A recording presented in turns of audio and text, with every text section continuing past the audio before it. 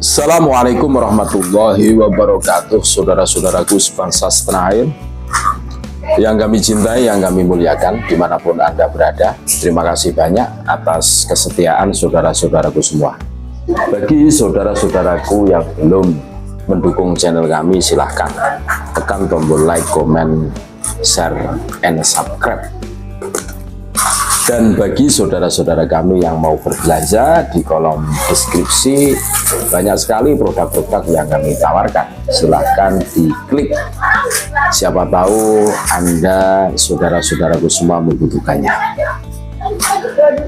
Rapat kerja nasional yang perdana yang digelar di Pondok Pesantren Nahdlatul Ulum Aswanya Kiai Haji Madudin Usman Al-Bantani hari ini sudah berakhir ya, mulai tanggal 30 November sampai tanggal 1 Desember 2024. Banyak poin-poin yang disepakati dari rapat kerja nasional yang perdana ini.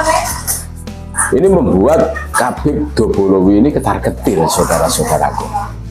Bagaimana tidak, kesepakatan-kesepakatan bersama ini akan diajukan kepada pemerintah. Salah satunya adalah tentang pembelokan sejarah, pemalsuan makam, dan lain sebagainya. Ini harus ditindaklanjuti oleh pemerintah kita.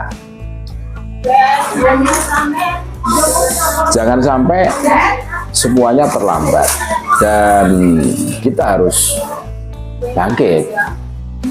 Kita harus bangkit, menyatukan tekad untuk meluruskan sejarah bangsa dan bernegara kita. Sejarah Nusantara yang dibelak-belokkan oleh Kabid Dobolowi. Ini loh, ini PR kita semua. Terus siapa lagi kalau bukan kita, pewaris negeri tercinta Nusantara ini. Jadi kesepakatan-kesepakatan bersama yang dirumuskan di Rakernas di Pondok Pesantren Nahdlatul Ulum Cempaka Gresik, Tangerang, Banten ini merupakan sesuatu yang luar biasa, sesuatu yang patut kita junjung tinggi, dan ini membuat Bani Pak Alwi ini pasti ini kelojotan. Ya memang kalian berulah maka akan menanggung akibatnya. Ini kita harus bahu membahu, harus bersatu untuk melawan penyesatan sejarah, pembelokan sejarah yang masif dilakukan oleh Kabid Dobolowi. Kita harus bangkit, saudara-saudaraku.